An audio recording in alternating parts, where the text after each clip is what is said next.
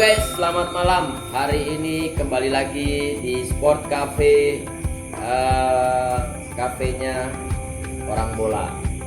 Kita balik lagi ke DJ Deo Channel. Hari ini kita bincang-bincang malam, bincang santai dengan tema Batam berbagi cerita. Kalau kemarin kita cerita tentang bagaimana membangun pembinaan sepak bola usia dini bersama para tokoh-tokoh sepak bola, yaitu ada Mas Budi Sudarsono, ada Pak Darmoyo, ada teman-teman dari mahasiswa. Tapi hari ini Lahen, gue ditemenin sama teman-teman dari pecinta sepak bola. Di sini ada Pak Amir Mahfud, nah juga ada Bang Foreman. Dia salah satu tokoh anak muda. Dia akan berbagi cerita tentang bagaimana kehidupan di Batam. Jadi kita mau berbagi cerita nih, Pak Amir, Bang Foreman, bagaimana sih kisi-kisi kehidupan di kota Batam. Karena banyak cerita-cerita isu kan, wah Batam tuh susah cari kerja, Batam keras. Kita kira kalau bicara keras semua di mana keras kayaknya. Yang penting jangan batu. Iya. Jadi hari ini gue mau coba tanya sama Foreman. Nah kebetulan beliau juga saat ini salah satu pengusaha muda nih ya. Walaupun kecil tapi udah pengusaha muda. Iya serius. Tahu nggak? Usahanya karwas. Nah, tapi jangan anggap remeh. Walaupun usaha karwas, tapi dia punya motivasi bagaimana dia membangun usaha. Nah itu. Jadi selamat malam Bang Foreman, selamat malam Pak Mahfud atau Pak Amir. Pak Amir ini juga salah satu tokoh masyarakat, baik di kalangan masyarakat maupun di kalangan sepak bola. Dan dia juga pengurus dari sekolah sepak bola SSB Tunas Jaya Duri Angkang. Baik, mungkin bisa Foreman bagi-bagi sedikit cerita kenapa bisa ada di Batam, apa nyasar di Batam, atau memang niat mau kerja di Batam, mencari kehidupan di Batam, terus apa bedanya dengan di kampung? Bagi cerita lainnya kan. Oh iya, kita bagi cerita, jangan bagi-bagi. Pertama datang ke Batam, sebenarnya sih masih mau kencur sih di Batam dibandingkan abang-abang gue yang udah senior lah. Iya. Masih mau kencur sebenarnya, cuman datang ke Batam di 2017 awal. Ya, jadi dari kampung pasti ada niatan ya perekonomian keluarga lah. 2017 datang ke Batam awal tahun, selesai tahun baru. Yang pastinya motivasi bantu orang tua, perekonomian orang tua sudah pasti. Kayaknya enak pakai mic, lebih jelas suaranya. Kasihan yang nonton nih orang ngomong atau betul umur kan gitu. Atau berbisik gitu. 2017 datang ke Batam di bulan 2 ya begituan langsung kerja. Salah satu PT selama 3 tahun. Jadi lu ke Batam tuh karena siapa? Karena diajak orang atau ya, namanya kita kan dulu 2015-16 baru tamat sekolah kan Bang. Baru tamat sekolah, carilah istilahnya mau ngapain ini siap tamat kan gitu. Mau kuliah, mau kerja gitu. Karena dulu mau kuliah, perekonomian orang tua nggak dukung kan gitu. Kebetulan di Batam ada satu abang dulu. saudara? Iya, abang kandung. Jadi dia di sini sambil kuliah seperti itu. Jadi termotivasi lah bahwasannya abang itu di sini kuliah sambil kerja. Iya, menarik lah. Jadi akhirnya sewaktu abang pulang kampung kemarin di 2016, saya akhirnya ikut ke Batam, ikut dengan dia balik ke Batam lagi di 2017 awal itu.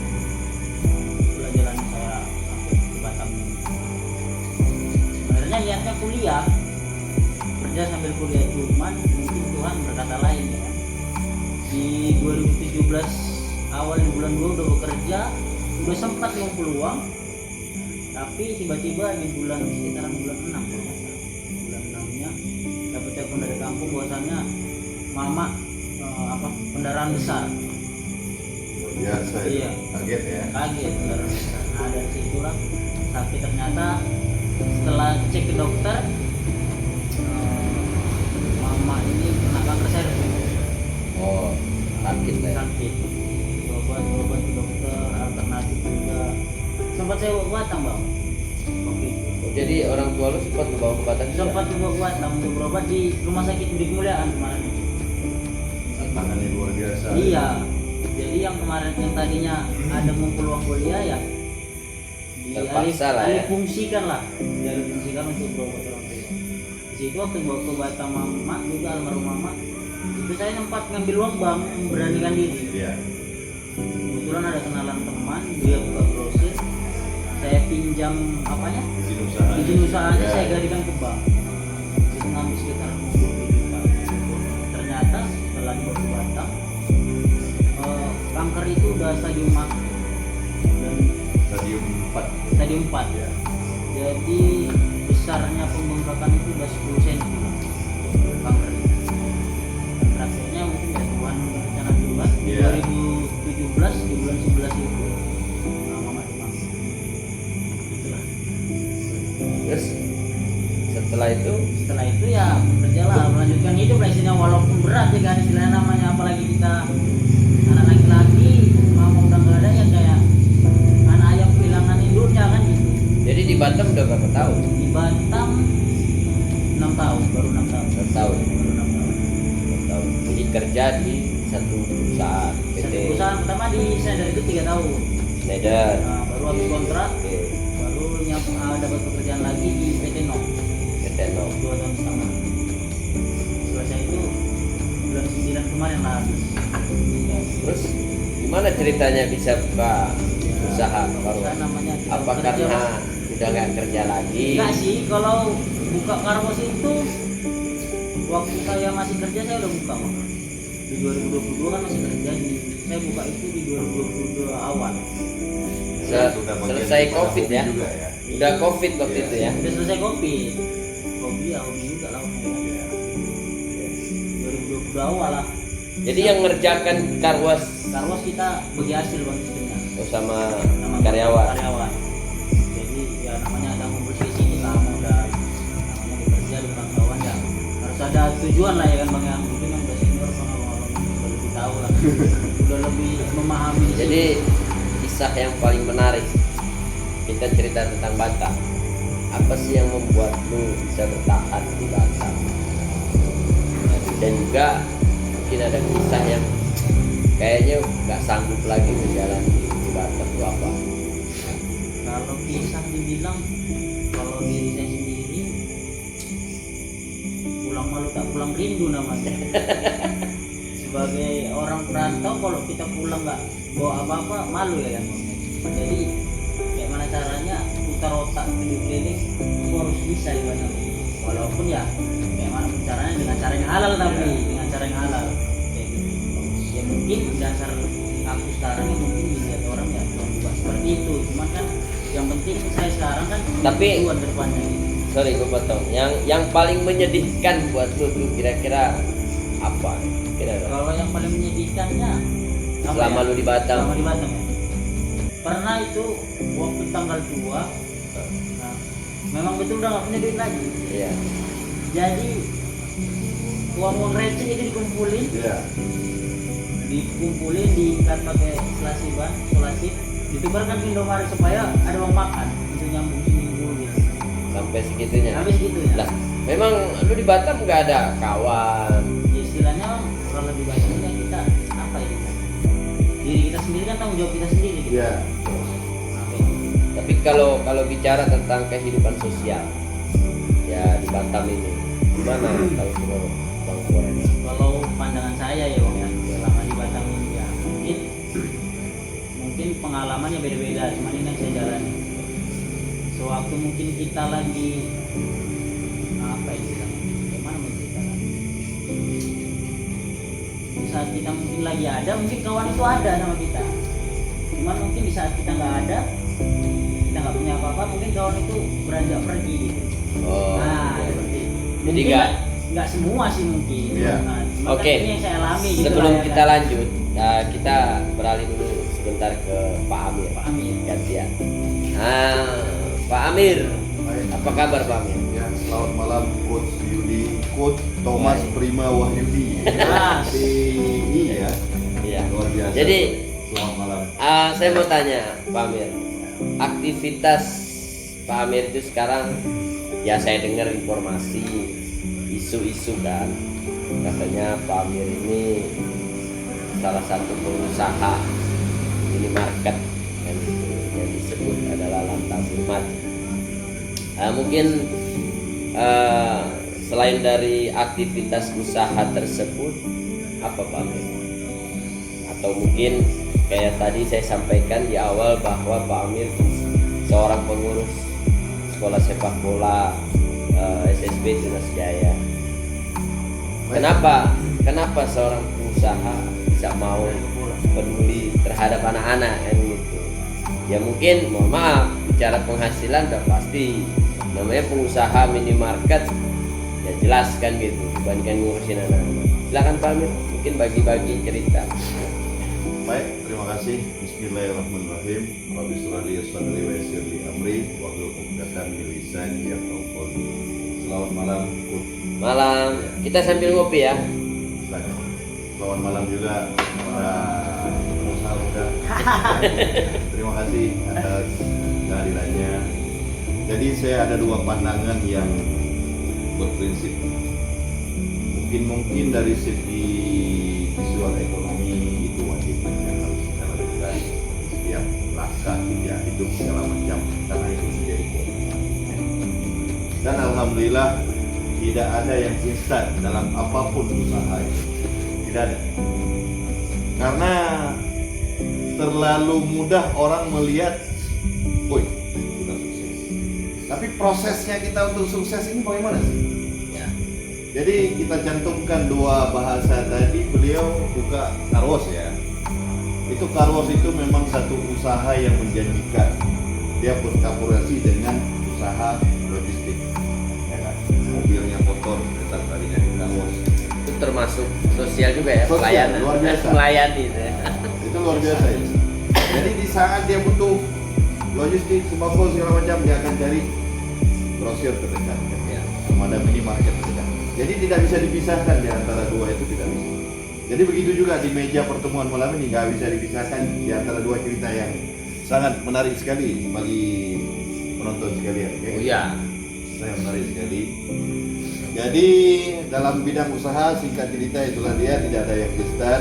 Yang keduanya tadi pengurus SSB Tunas Jaya Duri Angkang yang luar biasa. Saya tidak ada cita-cita dan wacana sebenarnya. Saya sudah fokus dengan semangatnya olahraga. Tapi dengan Tuhan titipkan saya di perumahan Panjurbiul Lestari, mungkin dengan diperkenalkan lapangan yang luar biasa, mungkin layaklah untuk pertandingan yang hebat di Liga Nasional. Jadi saya amat senang sekali. Jadi satu kebanggaan bagi saya, jiwa olahraga saya itu bisa bangkit kembali. Dari mana segi senangnya? Senangnya bisa beradaptasi dengan anak-anak, bisa beradaptasi dengan si kulit bundar. Iya. Karena kita punya jiwa, si kulit bundar ini bagian daripada cinta kita. Tidak bisa Tapi- dilepaskan, Oh, ya. tidak bisa. Tapi Apalagi bukan sudah hobi. ini, sorry, bukan salah satu pelampiasan pemarah kita kan? Kadang Gara-gara dulu kita, gagal gitu. iya, enggak. Kadang kita mungkin stres di Ya. rumah, ya kan? Dengan Benar, dengan benar, kehidupan, benar. pikiran, lampiaskan ke anak-anak marah-marah, bukan kan? Bukan. Salam hebat juga kepada senior saya, Pak Mas Budi Sudarsono. Pernah juga dulu dia menyampaikan di saat beliau datang melawat ya, silaturahmi dengan kami di Tunas Jaya. Apa disampaikan sama beliau kepada saya? Saya kalau nggak emosi, jiwa olahraga saya itu kayak hilang gitu. Iya, iya. Jadi luar biasa ya. Jadi di setiap momen olahraga ini pasti ada emosi. Cuman emosi itu dari yang ada. Di saat kita emosi itu mungkin energi kita bertambah. Bisa jadi. Jadi obat stroke enggak? Sudah. Bisa jadi juga. Ya, jadi dua pertanyaan tadi sudah saya jawab. Sekarang saya kembalikan kepada narasumber. Oke, baik. Jadi ada yang menarik itu kalau buat saya gini. Kadang mohon maaf, pengusaha itu dia hanya berbicara tentang kepentingan, ya kan? Iya, Pastinya iya, dong iya. gitu. Saya oke lah, saya nyumbang di 1A, B, C, D, apa yang saya bisa dapat. Iya, Nah, Pak. tapi memang saya melihat seorang Pak Amir ini tidak pernah memikirkan saya dapat apa. Iya. Terus apa nanti yang saya akan SSB Tunasjaya itu yang bisa diberikan kepada saya. Nah, tapi kalau menurut Bapak ini gimana pandangan? Maksudnya apa yang Bapak rasakan itu benar-benar seperti itu atau tidak? Jadi begini, ini soal curahan hati begitu ya. Mungkin agak serius sedikit. Jadi pada para penonton juga kita sampaikan jangan terlalu tegang menonton. Iyalah. Ini serius, ya kan? Urusan hati. Jadi Coach Thomas Prima Wahyudi ya. Dia punya SST di bawah gitu di depannya. STI kalau bahasa Inggrisnya SDI. Jadi Bukan FBI ya. jadi luar biasa. Kalau harapan saya mudah-mudahan dengan izin Allah ke depannya Tunasjaya ini bisa berkiprah di ajang nasional baik secara rintis segala macam. Saya berpandangan dan berpotensi Tunasjaya ini layak berkiprah di Liga Batam gitu kan. Kalau untuk yang diberikan kepada saya itu bagian daripada hadiah Allah. Kalau memang iya pun saya tidak mengharap daripada manusia. Tidak ada. Jadi seandainya Coach Yudi, ini gelas kopi untuk Pak Amir bawa pulang satu. Ini nggak saya pikirkan, Coach Yudi yang sampaikan kepada saya. Ini bagian daripada hadiah Allah kepada saya. Mungkin inilah doa-doa saya selama ini Allah kabulkan. Jadi Saya tidak berharap lebih. kalau saya menilai Ya. kadang orang pandai beribadah. Jadi bukan beribadah itu bukan hanya kita melakukan mohon maaf misalnya syariat gitu kan. Betul. Jadi melayani anak-anak itu termasuk ibadah. Ya. Jadi oke, kita balik lagi. Setelah itu nanti saya bagi juga. Kenapa saya bisa peduli sama anak-anak? Saya bisa terlalu kental dengan anak-anak. Saya suka sama anak-anak. Bukan karena saya ada kelainan, tapi bukan. Jangan nanti wah ini Coach Yudi ini kayaknya ada kelainan. Oh suka kali sama anak-anak. Iya. Jadi saya nanti akan berikan motivasi bagaimana sih kita bisa mengimbangi, memahami anak itu, walaupun anak itu anak orang, tapi kita bisa jadi rasakan bahwa itu anak kita. Oke, kita balik lagi ke Bang Foreman dulu nih. Nah, sekarang tadi kalau kita bicara tentang alasan-alasan kenapa bisa datang ke Batam, tadi sudah ceritakan suka dukanya. Nah, kondisi maksudnya gini, sekarang posisinya Bang Foreman ini di Batam itu single atau sudah? Ini bukan promosi nih, bukan. Tidak promosi. Enggak, mana tahu nanti ada penonton-penonton yang punya Woi jangan. Oh, enggak ada ya. Nanti ada ceweknya marah. Enggak ada, kami cuman canda nongkrong minum kopi ngobrol-ngobrol Jadi santai. saat ini udah punya pasangan atau mungkin udah menikah atau belum? Kalau status sih memang masih single. Cuman Masih. calon istri udah ada. Tuh, Pak Amir, untung belum dinikah. Calon istri udah ada. Tinggal lagi proses untuk menuju ke sana. Sama-sama kita berdoa, mudah-mudahan yang menunggu juga tidak hampa ya apa yang dia tunggu itu. Oke, lanjut.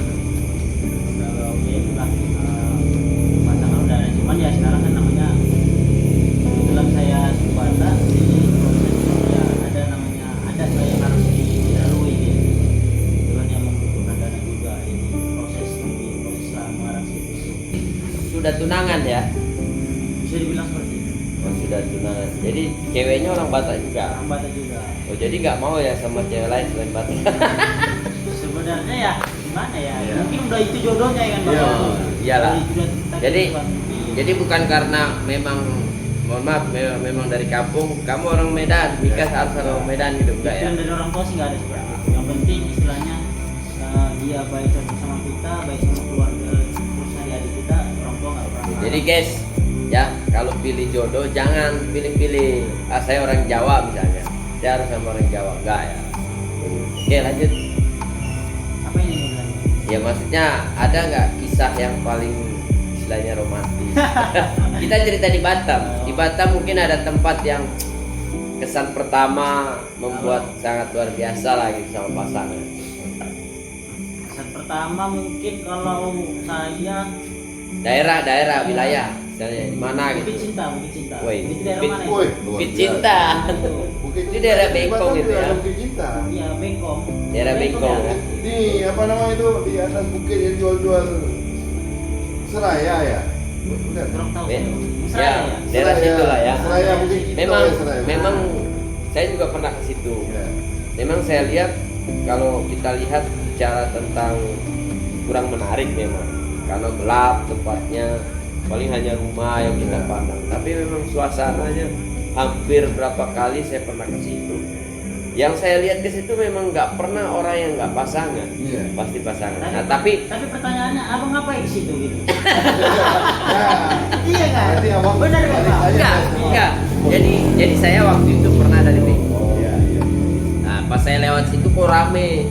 Mundur lah.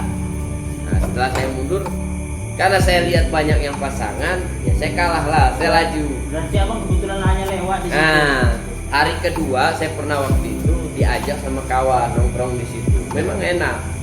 Suasananya kita istilahnya sambil minum kopi pun enak gitu, lihat rumah, ada laut juga walaupun Pemandangannya luar tidak biasa. terlalu kelihatan kan gitu. Iya, iya. Dengan- Ya, view-nya. Nah, memang saya lihat masih positif. Saya berapa kali ada di situ, saya lihat masih positif. Mereka paling main gitar-gitaran, nyanyi-nyanyi. Ya, Pokoknya hal yang wajar. wajar lah saya lihat. Memang itu Batam ini memang konsep dia, alhamdulillah ya, saya potong sedikit, memang madani. Jadi kadang-kadang orang-orang yang di luar Batam ini berpandangan di Batam ini beginilah, begitulah ya kan. Tapi bagi prinsip saya Batam ini di barat ibarat kita mengendalikan sepeda. Jadi sepeda ini kita pegang, ya kan. Ini kemana kita ini? Ke jurang, kita bakal masuk ke jurang. Otomatis kita akan pilih jalan mana yang terbaik hidup di Batam. Jadi potensi Batam ini untuk memilih hidup dari kriminalnya kurang, wawasannya juga alhamdulillah masih madani, ya kan. Panorama wisatanya juga luar biasa, view-nya. Bisa dikategorikan Batam ini prinsip saya segitiga bermuda yang berpotensi di bidang apa saja. bersegitiga apa? Tepung itu. Oh, Segitiga biru. segitiga. Iya. Terigu itu Bang. Iya. Terus. Iya, iya.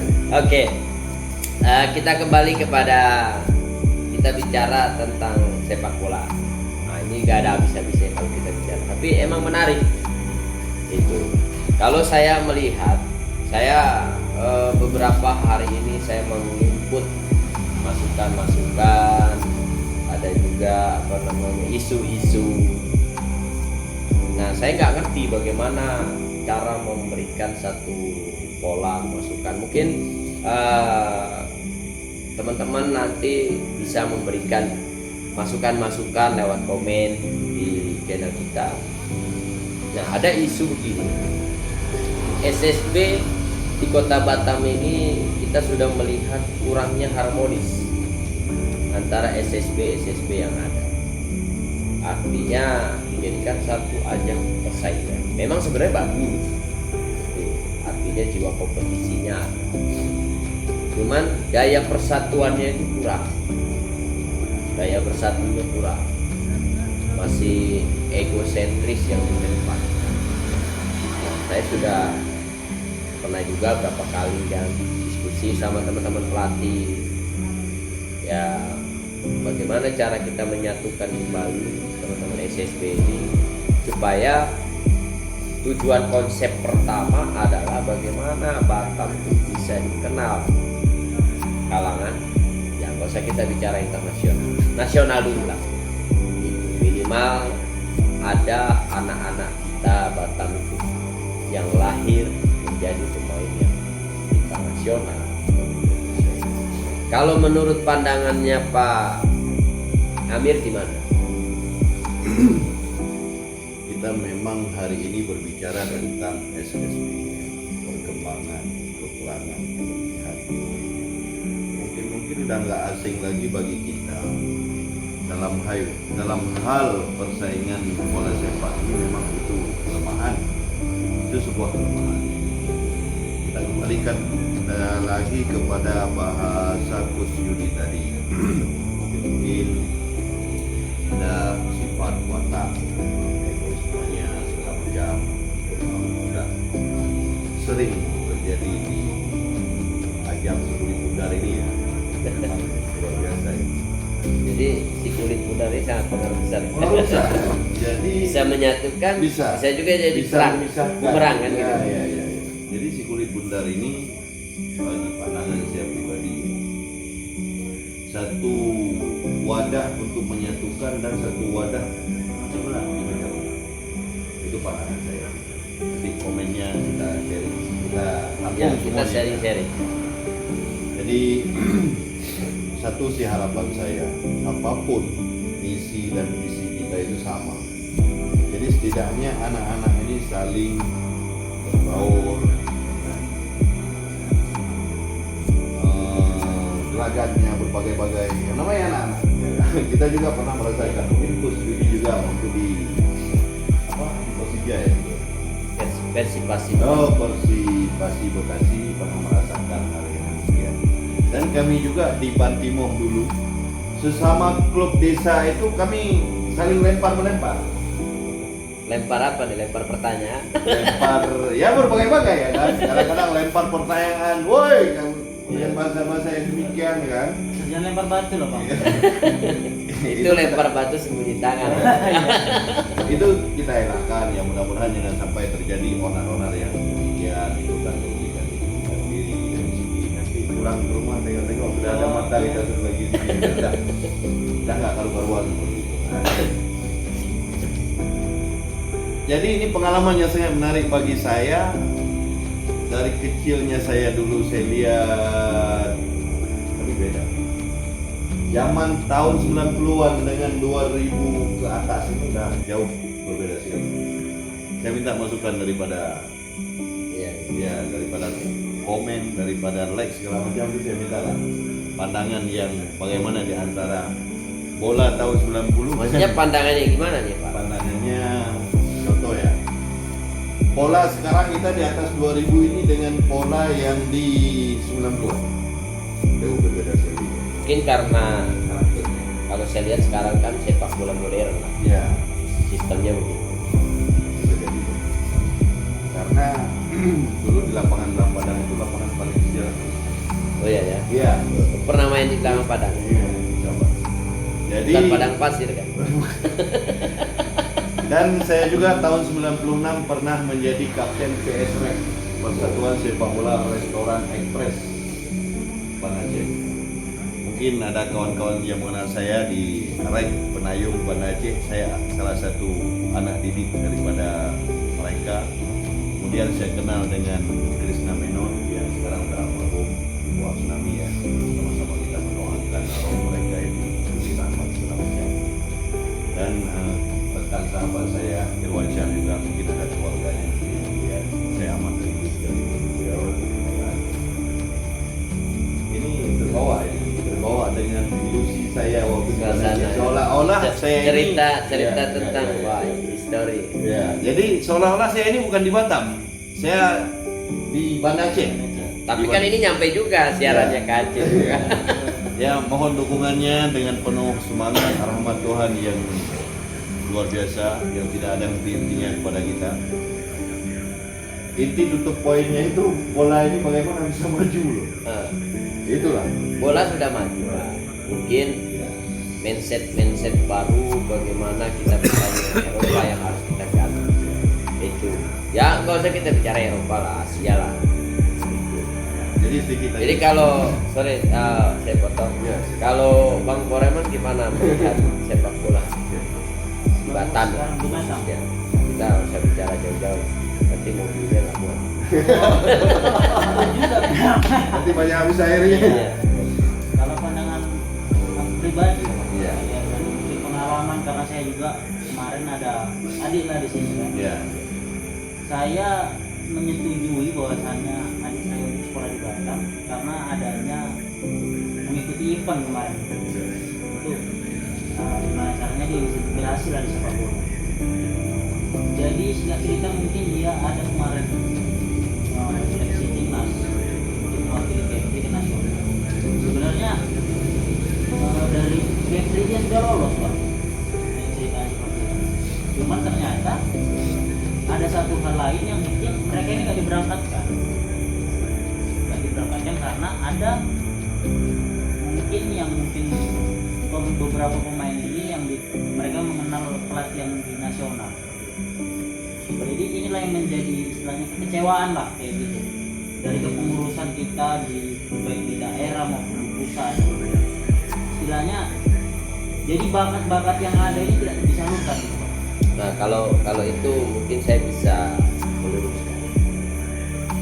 Kenapa? Kalau saya lihat ya, Iya. yang saya rasakan, saya rasa begini, pandangan saya. Kenapa Batam itu bisa agak telat dibandingkan daerah-daerah lain? Satu, yang pertama bicara sepak bola, pemerintah harus ikut benar-benar turun hadir dalam dunia sepak bola. Nanti pemerintah harus ambil bagian besar. Oh iya, itu wajib itu. Harusnya Luar seperti biasa. itu. Nah, Cuman kan terus yang kedua, akses yang membuat kita lambat. Beda, contoh misalnya daerah DKI, daerah Jawa Barat, kan.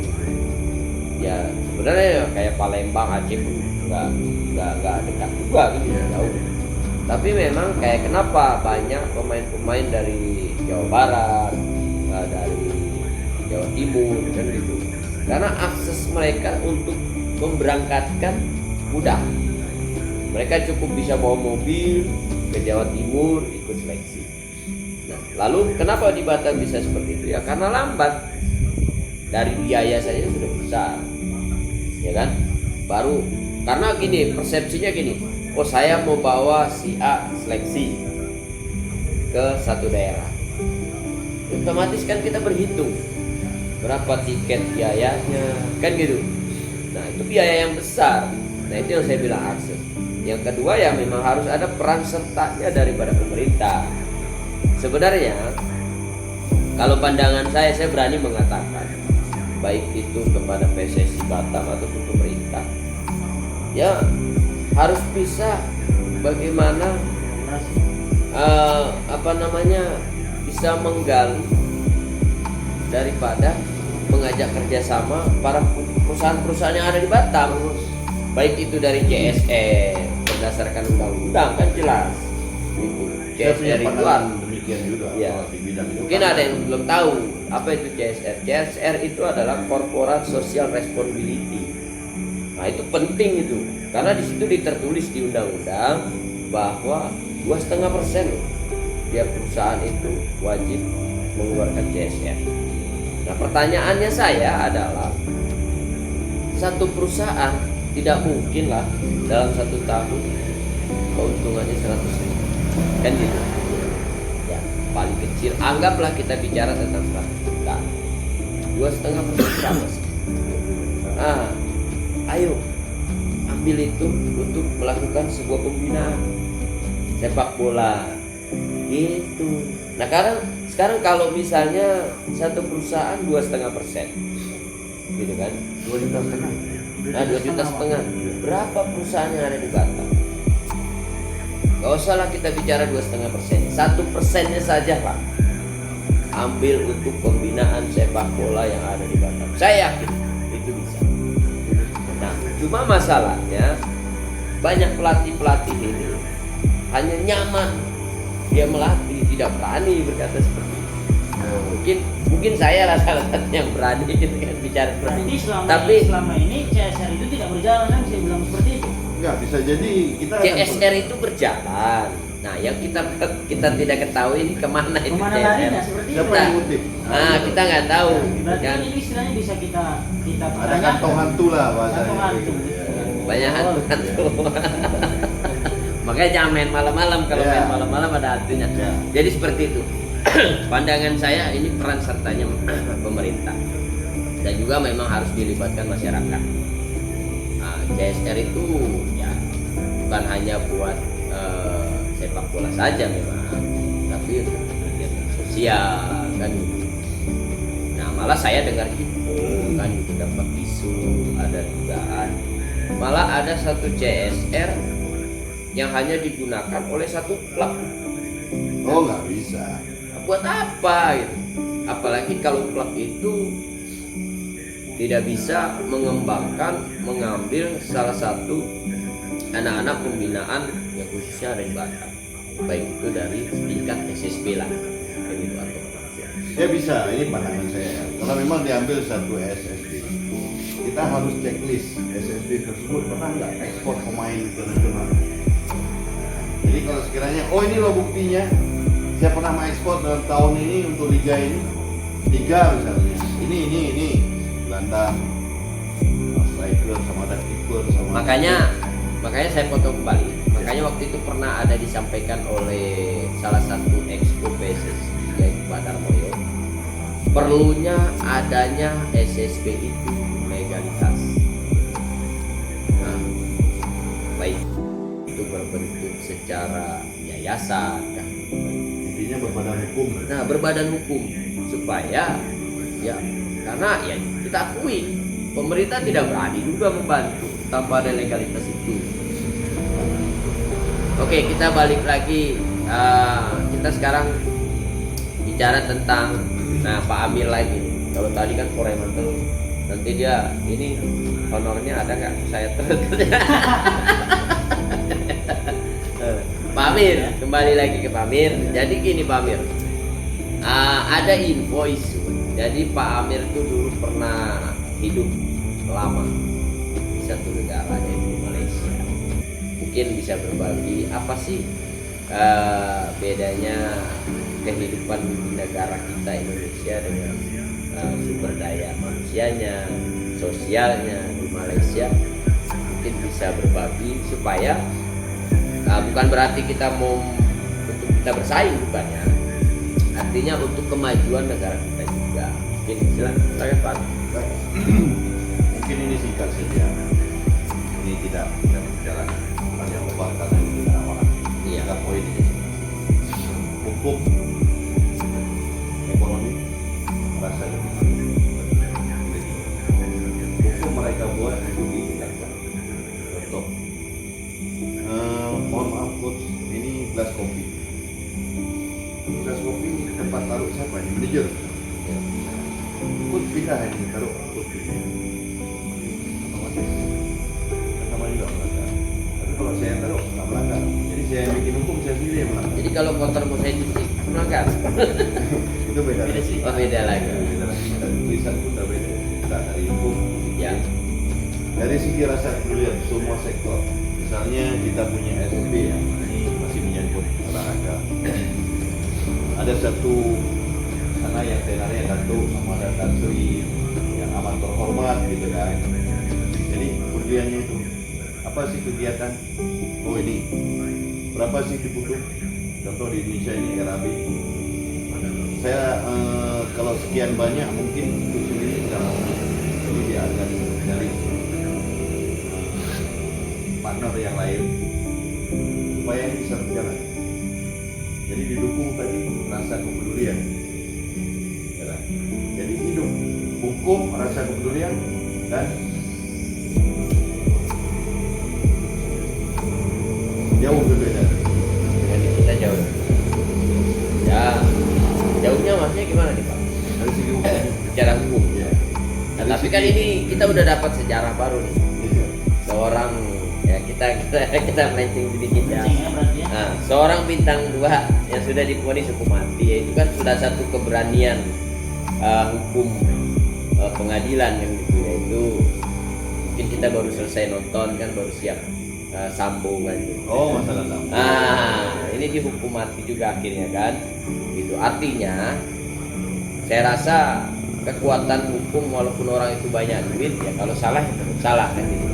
Makanya saya rasa ini pengadilan sudah berani membuat sebuah perubahan baru, bahwa banyak masyarakat opininya kan hukum tajam ke bawah, tumpul ke atas. Nah, sekarang sudah kembali gitu. Jadi di atas pun kalau memangnya salah ya salah kan gitu, kalau benar ya benar. Ya Jadi mudah-mudahan kekal demikian. Cuman tadi juga ada pro dan kontra juga. Ada di pasal 100 ya. Mungkin nggak terlalu jauh sekali kita membicarakan pasal 2. enggak, kita ini kan ngobrol malam, berbagi cerita, jadi nggak harus Jadi kata senior kita apa namanya itu Pak Hotman ya. Halo Pak Hotman. Hotman mana nih? Ada Hotman Paris, Mana tahu sampai Hotman Sitompul, Ya, Hotman Paris. Hotman Pak Paris. Hotman Paris yang seniornya di Nggak tahu sampai ke dia kan. Iya, ya mudah-mudahan aja sampai ya. Podcast kita. Salam hormat daripada kami di Batam. Saya menarik sekali dengan video Bapak tadi dan sempat saya simpan video tersebut. Apa itu isi video? Isi videonya Ceritanya dia apa? menyampaikan inspirasi hukum kepada Pak Presiden. Tolong Pak Presiden ya, dihapuskan di pasal 100 berbunyinya hukuman mati itu bisa menjalani hukuman di penjara itu 10 tahun, kemudian dapat surat kelakuan baik daripada kalapas. Jadi ada kemungkinan bisa dibebaskan. Ya, jadi undang-undangnya begitu sih ya. Cuman kita bukan ahli hukum, cuman Ya. kita jadi penonton hukum. Penonton hukum. Ya, Tapi memang masuk akal. Artinya kan gini, kita sebagai masyarakat awam aja lah ya, kita bicara yang tidak mengerti hukum. Nah, sebenarnya kalau sudah diketok hukum mati ya mati kan gitu, bahasanya betul, kan gitu betul. singkatnya. Nggak perlu lagi ada harus penjara 10 tahun, nanti ada laporan-laporan ini oh baik. Nah, itu kan jangan sampai ada dugaan-dugaan bisa terjadi. Misalnya contoh, saya sebagai kalapas kan gitu. ya. Udah aja lah. Ya mohon maaf. Misalnya karena duitnya banyak kan gitu. Duitnya banyak. Bikinlah baik kan Ya. gitu. Oh siap-siap. 86 kan gitu. Jadi jangan sampai itu terjadi masih Ya, jangan. mudah-mudahan. Nah, tapi itu ada peluang berbahaya. Potensinya besar. Nah, ada peluang yang sangat berbahaya. Artinya memang kalau harusnya ya memang secara ini kita bicara tentang agama ke agama. Ya, nyawa itu kan memang milik Tuhan. Ya. Allah berhak, hanya Allah yang mencabut nyawa. Tapi ini kita bukan bicara tentang masalah itu juga. Tapi kita bicara tentang hukum yang benar-benar ditegakkan ini. Kalau memang hukum mati ya sudah diketok ya sudah, tinggal tentukan kapan eksekusinya kan gitu. Kan gitu. Nah jadi masyarakat itu nggak jadi pertanyaan lagi, nggak jadi opini-opini baru. Memang itu bagus. Oke baik, kita sudah panjang lebar tadi berbicara mulai dari kisah hidup, percintaan ya gitu.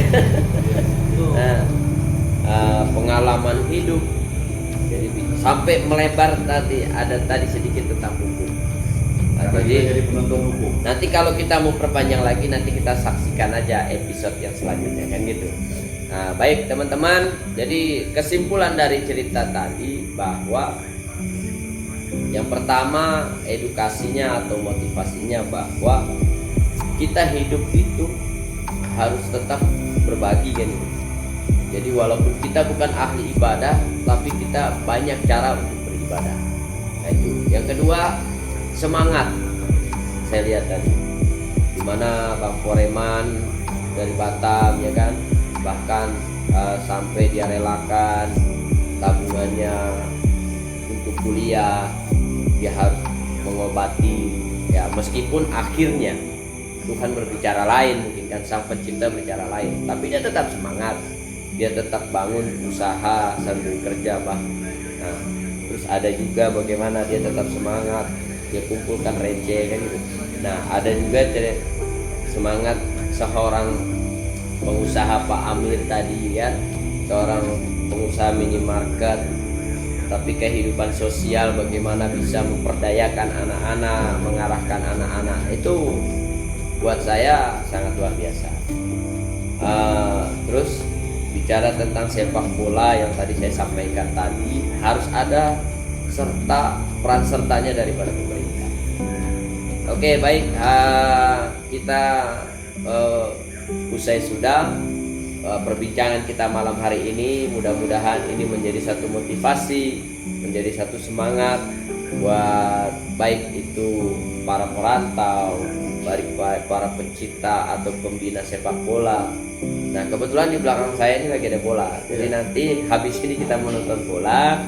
Oke, terima kasih. Jangan lupa teman-teman, kita subscribe, klik tombol komennya tombol loncengnya, terus komen supaya channel ini bisa saling berbagi. Saya minta saran-saran dari para teman-teman subscriber supaya bisa apa yang harus kita bahas untuk episode-episode selanjutnya. Oke, baik. Salam perjuangan, Batam berbagi cerita. Terima kasih.